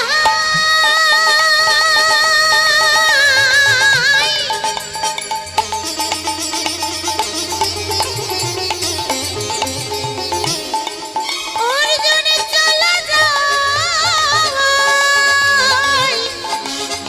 সেই না মণিপুরে অসমের যজ্ঞের ঘোড়া ধরেছে, চলো যাই, আই আই, ও গো অসমের যজ্ঞের আহা ঘোড়া যে ধরেছে। অর্জুন চলো চলো সেইখানে, অর্জুন চলো চলো সেইখানে, অর্জুন চলো চলো সেইখানে গো, চলো চলো সেইখানে, অর্জুন চলো চলো সেইখানে, চলো চলো সেইখানে। এদিক থেকে ভগবান অর্জুনকে নিয়ে আসছেন, এদিক থেকে বব্রুবাহন যাচ্ছে। পিতা পিতা পিতা বলি ছুটিতে লাগিল, পিতা পিতা পিতা বলি ছুটিতে লাগিল, পিতা পিতা পিতা বলি ছুটিতে লাগিল, পিতা পিতা পিতা বলি ছুটিতে লাগিল, অর্জুনের সম্মুখেতে আসিয়া দাঁড়ালো, অর্জুনের সম্মুখেতে আসিয়া দাঁড়ালো, অর্জুনের সম্মুখেতে আসিয়া দাঁড়ালো। যেই অর্জুনের সামনে বব্রুবাহন দাঁড়িয়েছেন, অমনি বব্রুবাহন বাবা বলে ডেকে ফেলেছেন। বাবা, বাবা গো একবার আমাকে দেখো বাবা, আমি তোমার পুত্র, আমি তোমার পুত্র, তুমি আমার পিতা, একবার আমাকে পুত্র বলে গলায় জড়িয়ে ধরো বাবা। বব্রবাহনকে দেখেই অর্জুনের চোখগুলো ছলছল করে উঠলো। কি সুন্দর ছেলেটা দেখতে, কত নির্মল, কত সহজ, কত সরল। আহা, আমাকে বাবা বলে ডাকছে। ওর বাবা মনে হয় আমারই মতো, তাই আমাকে বাবা বলছে। কিন্তু আমাকে তো বাবা বলার মতো কেউ নেই, আমার তো কোনো ছেলে নেই। তাহলে এই ছেলেটা আমাকে বাবা বলছে, আমার খুব ভালো লাগছে। একটাবার জড়িয়ে ধরলে কোনো ক্ষতি হবে না। অর্জুন হাত বাড়িয়েছে তাকে ধরবার জন্য। পেছন থেকে ভগবান বলে উঠলেন, অর্জুন। ভগবান দেখলেন এখন তো পিতা পুত্রের মিলন করালে হবে না, আগে অর্জুনের দর্পটাকে চূর্ণ করতে হবে, অর্জুনের অহংকারটাকে চূর্ণ করতে হবে। তাহলে এখনই তো মিলন করালে হবে না। ভগবান বলে উঠলেন, অর্জুন তুমি কি করছো? ওই ছেলেটাকে জড়িয়ে ধরতে যাচ্ছ, ওই ছেলেটাকে তুমি চেনো? অর্জুন বললেন, না চিনি না। বলে, তাহলে তুমি তোকে জড়িয়ে ধরছো কেন? এই ছেলে, এই ছেলে, যা যা, সরে যা, সরে যা। বাবা, একবার আমাকে জড়িয়ে ধরো বাবা, আমি আর কিছু চাই না। একবার শুধু তুমি আমাকে জড়িয়ে ধরলে, আমি ইন্দ্রত্ব চাই না, বরুণত্ব চাই না, ঐশ্বর্য চাই না, আমি তোমার আনন্দের একটা স্পর্শ চাই, একটা স্নেহের স্পর্শ চাই। অর্জুন আবার হাত বাড়িয়েছে। ভগবান বললেন, অর্জুন কি হচ্ছে কি? ও তোমার দাদার অশ্বমেধ যজ্ঞের ঘোড়া ধরেছে, ও তোমার শত্রু। আর শত্রুকে তুমি আলিঙ্গন করতে গিয়ে হাত বাড়িয়েছো, কি করছো তুমি? অর্জুন বললেন, এই ছেলে, সরে যা, সরে যা, সরে যা, খবরদার আমাকে বাবা বলে ডাকবি না। বাবা, তুমি আমার বাবা না। আমি তোর বাবা নই, আমি তোর বাবা হতে পারি না। তবে আমার মনে হচ্ছে তোর মা কোনো কুলোটা নারী, তোর মা অসতী নারী, তোর মা অপবিত্রা নারী। যেই এ কথা বলেছেন, বব্রবাহন চিৎকার করে উঠেছে, অর্জুন তুমি যে মুখ দিয়ে আমার মাকে অসতী বলেছো, আমি প্রতিজ্ঞা করে বলছি তোমার ধড় থেকে মুন্ডটাকে বিচ্ছিন্ন করে দেব, ধড় থেকে মুন্ড বিচ্ছিন্ন করে দেব। যেই এ কথা বলেছেন, ভগবান একটু দূরে দাঁড়িয়ে হাসছেন। চক্রকারী এমন হরি চতুরের সার, তার চক্র বুঝতে পারে এমন সাধিকার, যার চক্রে কাটা হয়েছিল নাগকুল, যার চক্রে মান্ডব মুনি পশ্চাৎ ভাগে শুল, যার চক্রে হরিশ্চন্দ্র দানি হলো ঘাটে, যার চক্রে পরশুরাম মায়ের মাথা কাটে। চক্রকারীর এমন চক্র পড়েছে যেখানে, বুঝিতে পারে সে কি মানব জীবন। হরি হরি বল। ভগবানের চক্র, ভগবানের মায়াকে বুঝবার ক্ষমতা, ভগবানের মায়াকে অতিক্রম করতে গেলে কোন পণ্ডিত, কোন বিদগ্ধ পণ্ডিত, কোন দেবতা, কোন মানব, কোন দানব, কোন গন্ধর্বের ক্ষমতা নেই ভগবানের মায়াকে অতিক্রম করতে পারবে। এ কথা ভগবানই নিজ মুখে অর্জুনকে কুরুক্ষেত্রের মাঠে গীতাতে বলছেন, মম মায়া দুরত্যয়া, আমার মায়া তাকে কেউ অতিক্রম করতে পারে না। কে পারে না? যদি আমি মায়া মেতাং তারান্তিতে, যদি আমি তাকে কৃপা করি তবে সে আমার মায়া অতিক্রম করতে পারে। তো এ কথা একদিন দেবর্ষি নারদের মনে খটকা লাগলো যে ভগবানের মায়াতে শিব ঠাকুর হেরে গেছে, ভগবানের মায়াতে সৃষ্টিকর্তা ব্রহ্মা হেরে গেছে, ভগবানের মায়াতে দেবরাজ ইন্দ্র হেরে গেছে, কিন্তু আমি তো 24 ঘন্টা তার নাম করি, আমি মনে হয় মায়াটাকে অতিক্রম করতে পারবো। এদিকে ভগবান রথে চেপে যাচ্ছে, নারদ মুনি এসে সামনে দাঁড়িয়ে বললেন, প্রভু একটু দাঁড়াও। ভগবান দাঁড়িয়েছেন, দেবর্ষি নারদ বললেন, প্রভু তোমার মায়া নাকি কেউ অতিক্রম করতে পারে না, আজকে তোমার মায়াটা আমাকে দেখিয়ে দাও। আমি কথা দিচ্ছি, আমি তোমার মায়া অতিক্রম করে দেখাবো, এটা আমার ট্যালেন্ট, আমি তোমার মায়া অতিক্রম করব। ভগবান বললেন, আচ্ছা আচ্ছা আচ্ছা, তা ঠিক আছে, সেটা না হয় হবে, কিন্তু এই মুহূর্তে আমার মায়া আমি তোমাকে দেখাতে পারবো না, কারণ আমি একটু বিকেল বেলায় বেড়াতে যাচ্ছি, এই মুহূর্তে মায়া দেখানোর মুড আমার নেই, তুমি অন্য কোনো দিন এসো, আমি তোমাকে আমার মায়া দেখিয়ে দেবো। নারদ মুনি বললেন, তাহলে ঠিক আছে, অন্য দিন দেখাবে যখন, তাহলে চলো আজকে আমি তোমার সঙ্গে যাব। সঙ্গে যাব। দেবর্ষি নারদকে রথে বসিয়ে ভগবান যাচ্ছেন বেড়াতে, আর রথ চলতে চলতে চলতে একটা সুন্দর গ্রামের মধ্যে প্রবেশ করেছে রথ। ভগবান রথ থেকে নেমেই একটা সুন্দর গাছের তলায় বসে ভগবান বসে বিশ্রাম করছেন। দেবর্ষি নারদকে বললেন, বাবা নারদ যাও তো একটু জল নিয়ে এসো, গলাটা শুকিয়ে গেছে। দেবর্ষি নারদ কমণ্ডল হাতে নিয়ে বললেন এই গেলাম আর এই এলাম, একটু দাঁড়াও।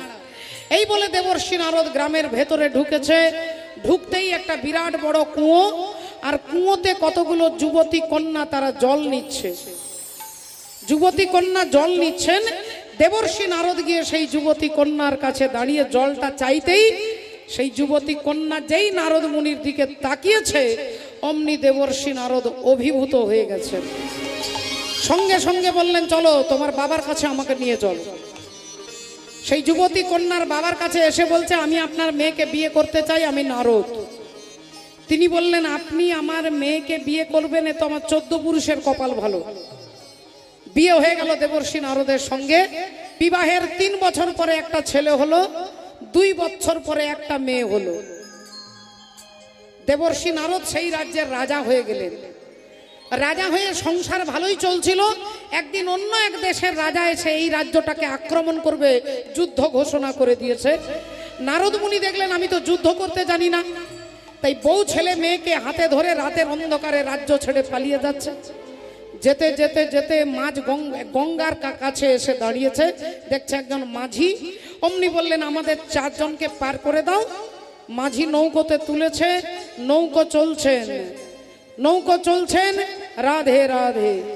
আর যেই মাঝ গঙ্গায় এসেছে নৌকো, অমনি টলমল টলমল করতে করতে নৌকো উল্টে গেছে।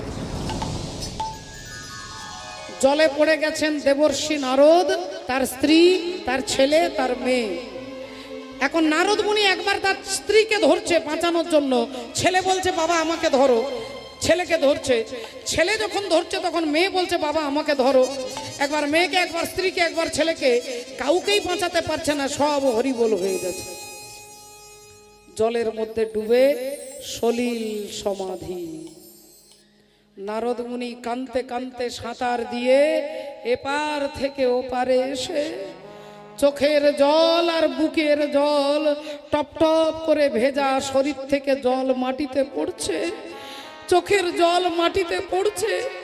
দুটো হাঁটুর মাঝখানে দেবর্ষি নারদ মাথাটা রেখে বলছে ঠাকুর তুমি আমার স্ত্রীকে কেড়ে নিলে, আমার পুত্রকে, আমার কন্যাকে কেড়ে নিয়ে আমাকে নিঃস্ব করে দিলে, রিক্ত করে দিলে ঠাকুর। আমার সব কিছু তুমি কেড়ে নিয়েছো, সব কেড়ে আমাকে নিঃস্ব করে দিয়েছো ঠাকুর। মাথা চাপড়াচ্ছে আর কাঁদছে। হঠাৎ ভগবান কাঁধে হাত দিয়ে বলে উঠলেন বাবা নারদ আমার জল কোথায় গেল? হরি বল। তুমি আমার জল আনতে গিয়েছিলে, জল কোথায়? 1 ঘন্টা হয়ে গেল জল আনতে পারলে না? নারদ মুনি বললেন 1 ঘন্টা? 1 ঘন্টায় আমার বিয়ে হলো, আমার ছেলে হলো, আমার মেয়ে হলো, সব 1 ঘন্টা? ভগবান বললেন সব 60 মিনিটের খেল। 60 মিনিটের খেল। তুমি আমার কাছে মায়া দেখতে চেয়েছিলে, তোমাকে আমার মায়া দেখিয়ে দিল। মায়াবদ্ধ জীব বলে আমার ছেলে, আমার মেয়ে, আমার ঘর, আমার বাড়ি, আর তোমার মতো দেবর্ষি নারদও বলছে আমার ছেলে, আমার মেয়ে। তাহলে আমার মায়াকে অতিক্রম করতে সহজে কেউ পারে না, যতক্ষণ পর্যন্ত আমি তাকে কৃপা না করি। যতক্ষণ আমি তাকে কৃপা না করি তিনি আমার মায়া অতিক্রম করতে পারে না। বাবা রাধে রাধে।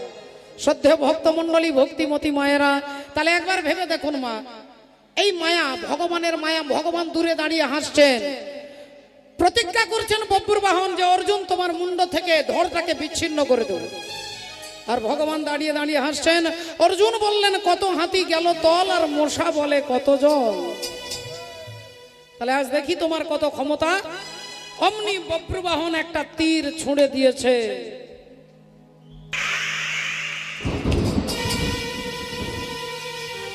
আর অর্জুন অমনি তীরটাকে 2 খণ্ড করে দিয়েছে।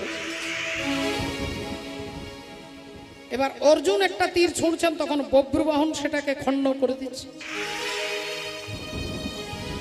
একবার এ ছুঁড়ছে তো একবার এ ছুঁড়ছে, কেউ কাউকে মারতে পারছে না, কেউ কাউকে মারতে পারছে না। রাধে ভক্তিমতী মায়েরা, এখন দুজনেই চিন্তা করছি। অর্জুন বলছে 2 দিনে ছেলেটার সঙ্গে আমি পারছি না, আর বব্রুবাহন বলছে আমি ওকে মারতে পারছি না। দুজনেই চিন্তায় পড়ে গেছে। এমন সময় আসছেন কে? কাঁধে হাত দিয়েছে বব্রুবাহনের। আর বব্রুবাহনের কাঁধে হাত দিয়ে দাঁড়ালেন কে? গঙ্গে গঙ্গে মা গঙ্গে, গঙ্গে গঙ্গে মা গঙ্গে, গঙ্গে গঙ্গে মা গঙ্গে, গঙ্গে গঙ্গে মা গঙ্গে, গঙ্গে গঙ্গে মা গঙ্গে, গঙ্গে গঙ্গে মা গঙ্গে। হে মা সুরেশ্বরী গঙ্গে, মায় হে মা সুরেশ্বরী গঙ্গে, মায় হে মা সুরেশ্বরী গঙ্গে। হে গঙ্গে গঙ্গে মা গঙ্গে, গঙ্গে গঙ্গে মা গঙ্গে, গঙ্গে গঙ্গে মা গঙ্গে, গঙ্গে গঙ্গে মা গঙ্গে, গঙ্গে গঙ্গে মা গঙ্গে, গঙ্গে গঙ্গে মা গঙ্গে। ভক্তিমতী মায়েরা বব্রবাহনের কাঁধে হাত দিয়ে দাঁড়িয়েছেন। গঙ্গা দেবী বললেন, আমি অর্জুনকে অভিশাপ দিয়েছিলাম একদিন তুমি তোমার ছেলের হাতে মরবে। যে অর্জুন কথাটার অর্থই হচ্ছে যিনি যুদ্ধ করার কৌশলটাকে অর্জন করেছে তাকে অর্জুন বলে। কুরুক্ষেত্রের যুদ্ধের কৌশলটাকে টেকনিকটাকে যিনি অর্জন করেছেন তাকে অর্জুন বলে। বাবা নামের তাৎপর্য আছে। যুধিষ্ঠির মানে কি না, যুদ্ধে যার মন স্থির তিনি হলেন যুধিষ্ঠির। তাহলে নামের মধ্যে যদি চরিত্রটা লুকিয়ে থাকে নামটা শুনতে ভালো লাগবে। একজন ভদ্রলোকের নাম হচ্ছে দানচন্দ্র। ভদ্রলোকের নাম দানচন্দ্র জীবনে 1 টাকাও কাউকে দান করেনি বাবা। সারা জীবনে তীর্থে যায়নি, মন্দিরে যায়নি, হরিনামে চাঁদা দেয়নি। সেই ভদ্রলোকের নাম দানচন্দ্র। তা 75 বছর বয়স হয়ে গেছে, স্ত্রী রেগে রেগে বলছে, বলি হ্যাঁ গো স্বামী, তা সারা জীবনে তো কোনোদিন কোথাও নিয়ে গেলে না, টাকা খরচা হবে বলে। বলি 10 কিলোমিটার দূরে গঙ্গা, একটু গঙ্গায় অন্তত ডুব দিয়ে এসো। তা বললো ঠিক আছে, আগামীকাল ভোরবেলায় চলে যাব। স্ত্রী বলল, তাহলে কি টোটোওয়ালাকে বলে দেবো? বলে না, টোটো বলে দিস না, যেতে 20 আসতে 20, 40 টাকা খরচা হবে। তাহলে তুমি যাবে কি করে? বলে রাত্রিবেলায় হেঁটে হেঁটে বেরোবো, ভোরবেলায় পৌঁছাবো। আর ওখান থেকে ভোরবেলায় বেরোবো, এখানে দুপুরে এসে পৌঁছাবো। জুতো পরে যাব না, জুতো যদি ক্ষয়ে যায় 50 টাকা খরচা হবে। খালি পায়ে দানচন্দ্র রাত্রে বেরিয়ে গেছে, ভোরবেলায় গঙ্গার ঘাটে পৌঁছে গেছে। এমন একটা ঘাটে স্নান করব যে ঘাটে কোনো ব্রাহ্মণ নেই। ব্রাহ্মণ থাকলে গঙ্গার পুজো করাবে, তর্পণ করাবে, তারপরে দক্ষিণা দিতে হবে। এমন একটা ঘাটে যাব যে ঘাটে সচরাচর কেউ যায় না, মুর্দা ঘাটে, মোড়া পোড়ানোর ঘাটে গেছে। এখন দানচন্দ্র সেই ঘাটে গিয়ে দেখছে কেউ কোথাও নেই, 2টো ডুব দিয়েছে। 3 নাম্বার ডুবটা দেবে আর অন্তর্যামী ভগবান আজকে তাকে পরীক্ষা করবার জন্য চলে এসেছে। আর ব্রাহ্মণ সেজে ভগবান চলে এসেছেন। দানচন্দ্র 3 নাম্বার ডুব দিয়ে যেই উঠছে, ভগবান হাতটা এগিয়ে দিয়ে বলছে, যজমান কি জয় হো। দানচন্দ্র বললেন, কে আপনি? না, আমি ব্রাহ্মণ, এখানে মাঝে মাঝেই আসি। তা আপনার মতো অনেক ভদ্রলোক আসে, কেউ আমাকে 1 বছরের খাবারের টাকা দেয়। দানচন্দ্র বললেন, আপনি কি ভেবেছেন আমি আপনাকে 1 বছরের টাকা দেব? ভগবান বললেন 1 বছরের দিতে হবে না, 6 মাসের দেন। দানচন্দ্র বললেন 6 মাস তো দূরের কথা, 3 মাসের দেব না।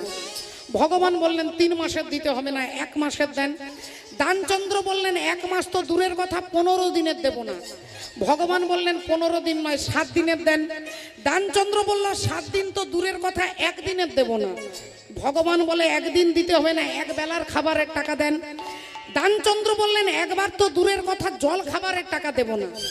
ভগবান বললেন কিছু একটা দেন। দানচন্দ্র বলে 1 টাকা দিতে পারি। তা ভগবান বলে এত বড় কৃপণ লোকের কাছে 1 টাকাও যদি আদায় করতে পারি, আচ্ছা ঠিক আছে সেটাই দেন। দানচন্দ্র বললেন পকেটে 1 টাকাও নেই, 10 কিলোমিটার দূরে আমার ঘর, যদি কখনো আমার বাড়ি যাও 1 টাকা শোধ করে দেবো। আর মনে মনে ভাবছে 1 টাকার জন্য কেউ 10 আর 10 এই 20 কিলোমিটার কেউ কি হাঁটবে? দানচন্দ্র ভাবছে আমার 1 টাকা বেঁচে গেছে। তিনি তাড়াতাড়ি বাড়ি চলে এসেছে। পরের দিন সকালবেলায় ভগবান গিয়ে দরজা ঠকঠক করছে। দানচন্দ্র গিন্নিকে বলছে দেখ তো কে এসেছে। গিন্নি যেই দরজা খুলেছে, ভগবান বলছেন যজমান কি জয় হো। আপনার স্বামী কালকে গঙ্গা স্নান করতে গিয়েছিল, 1 টাকা ধার করে এসেছে, 1 টাকাটা নিতে এসেছে। স্ত্রী গিয়ে বলছে এই যে ঘাটের মোড়া স্বামী 1 টাকাও দিতে পারোনি, তা তুই জানলি কি করে? না ব্রাহ্মণ চলে এসেছে 1 টাকা নিতে। দানচন্দ্র বলে ঠাকুর দাদার জন্মে এরকম ব্রাহ্মণ দেখিনি, 1 টাকার জন্য 20 কিলোমিটার হাঁটে। তা যা ওনাকে গিয়ে বলে দে, বলে স্বামী হঠাৎ করে শরীর খারাপ করে গেছে। গিন্নি বেরিয়ে বলছে কিছু মনে করবেন না, এক্ষুনি আমার স্বামীর বিপি বেড়ে গেছে আর কি। ব্লাড প্রেশার বেড়ে গেছে আর কি। ভগবান বললেন তুমি পাতায় চললে আমিও শিরায় চলবো। ভগবান বললেন ঠিক আছে ঠিক আছে ঠিক আছে, যজমানের শরীর খারাপ, উনি যতদিন ভালো না হবে ততদিন আপনার ঘরেই থাকবো, আপনি চাল ডাল দেবেন, আমি রান্না করে খাবো। গিন্নি বললেন একটু দাঁড়ান, স্বামীকে এসে বলছে ও স্বামী ভালো যদি চাও 1 টাকা দিয়ে দাও, যতদিন তুমি ভালো না হবে ও থাকবে আমাদের ঘরে, চাল দিতে হবে, আলু দিতে হবে, তেল দিতে হবে, ভালো কথা বলছি 1 টাকা দিয়ে দাও, ঝামেলা করো না। দানচন্দ্র বললেন ঝামেলা একবারে মিটিয়ে দে, বল স্বামী এক্ষুনি মারা গেল।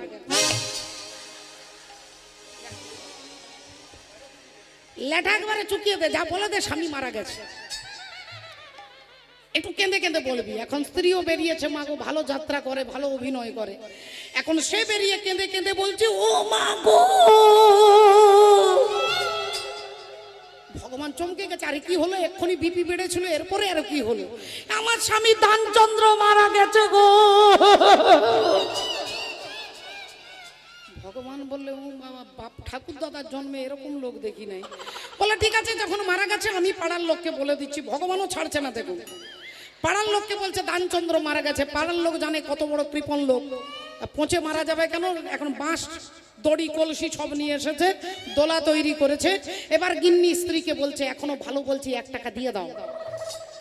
দানচন্দ্র বললেন টিভিতে দেখিসনি রামদেব বাবাজি নিঃশ্বাসের কত প্রাণায়াম দেখায়, আমি নিঃশ্বাস বন্ধ করে থাকবো। এখন এও ছাড়বে না 1 টাকা।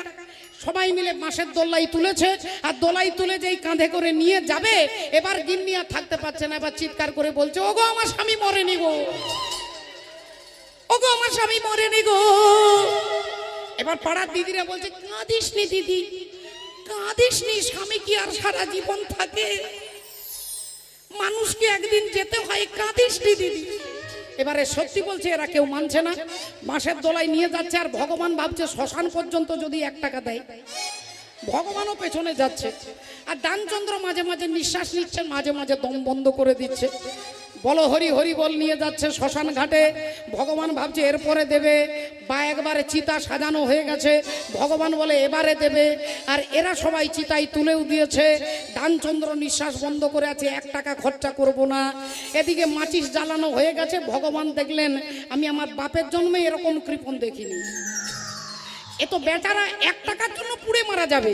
অমনি কানে কানে ভগবানের কানে কানে বলছে দানচন্দ্র আমি বৈকুণ্ঠেশ্বর শ্রী হরি, আমি তোমার কৃপণতায় খুশি হয়ে বলছি, তুমি আমার কাছে কি চাইবে চাও, বলো তুমি আমার কাছে কি চাও।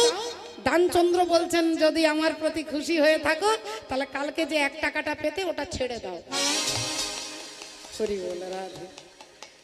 ভক্তিমতী ভাইয়ের তাহলে নাম রেখেছে দানচন্দ্র, জীবনে 1 টাকাও কাউকে দেয়নি, এ নামটা মানাবে না? হরি বলো, হরে কৃষ্ণ, জয় রাধে শ্যাম। এবার সবাই মিলে হাত তুলে নিতাই গৌর প্রেমানন্দে হরি হরি হরি বল। হরি বল। सावरी सूरत पे मोहन दिल दीवाना हो गया,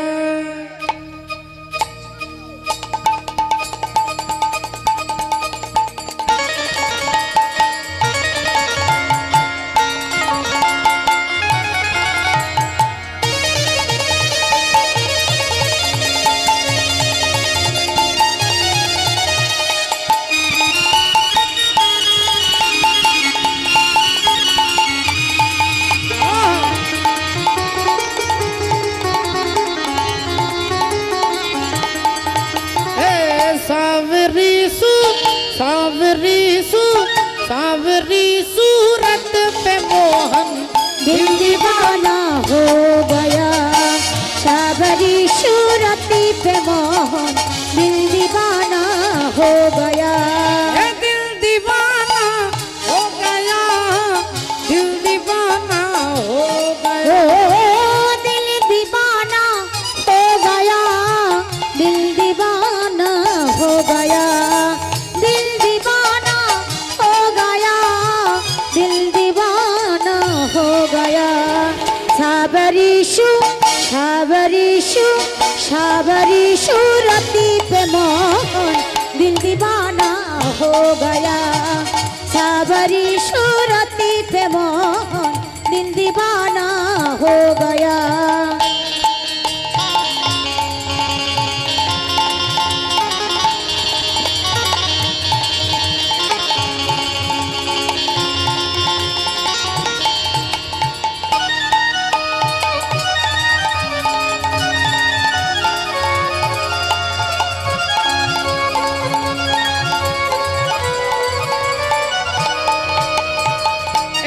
तेरे नैन तिरछे दूसरे का जल लगा ओ दूसरे का जल लगा दूसरे का जल लगा